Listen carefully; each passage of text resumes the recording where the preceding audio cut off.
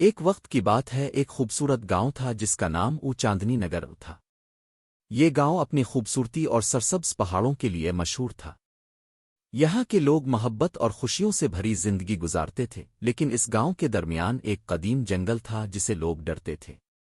لوگ کہتے تھے کہ اس جنگل میں جادوئی مخلوقات رہتی ہے۔ ایک دن ایک خوبصورت لڑکی مریم، جو چاندنی نگر کی سب سے بہادر لڑکی تھی، نے فیصلہ کیا کہ وہ اس جنگل کی حقیقت جاننے کے لیے جائے گی۔ مریم کے دل میں ایک تجسس تھا اور وہ جاننا چاہتی تھی کہ کیا واقعی اس جنگل میں کچھ جادوئی مخلوقات ہیں یا یہ صرف قصے کہانیاں ہیں۔ مریم نے اپنی بہترین دوست سارا کو بھی ساتھ چلنے کے لیے قائل کیا۔ سارا تھوڑی خوفزدہ تھی، لیکن مریم کی حوصلہ افزائی نے اسے بھی جستجو کی طرف راغب کیا۔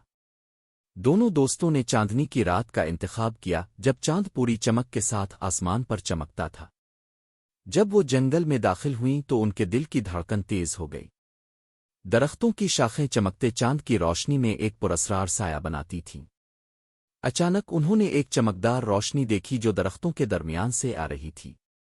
دونوں لڑکیاں ایک دوسرے کی طرف دیکھ کر مسکرائیں اور روشنی کی طرف بڑھنے لگیں۔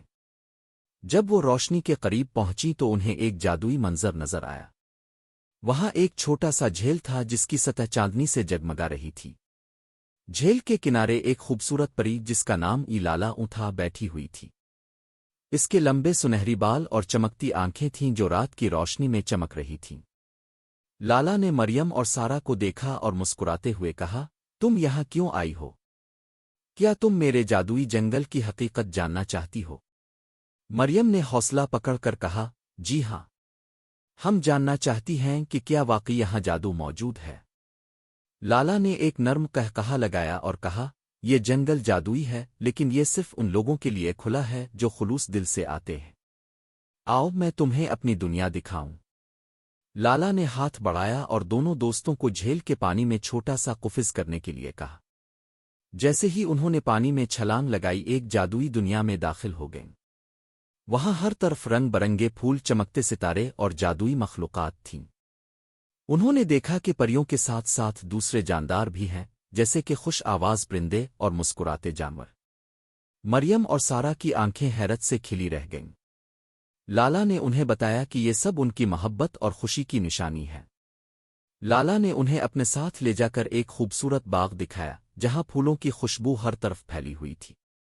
باغ کے درمیان ایک بڑا درخت تھا جس کی شاخوں پر روشن ستارے چمک رہے تھے۔ یہ درخت محبت کا درخت ہے، لالا نے کہا۔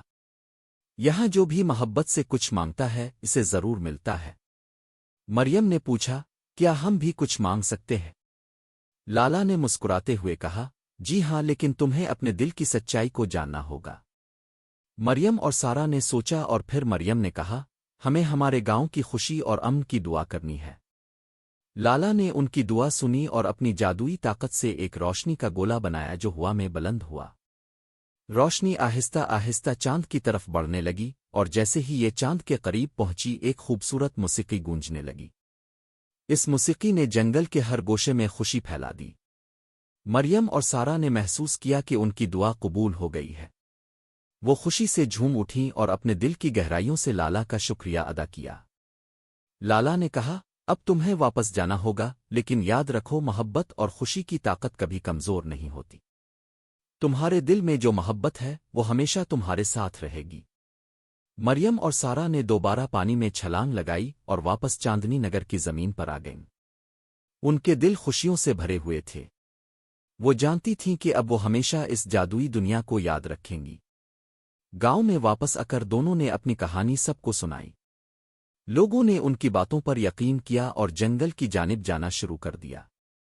مریم اور سارا نے سب کو بتایا کہ محبت کی طاقت ہر مشکل کو آسان بنا سکتی ہے۔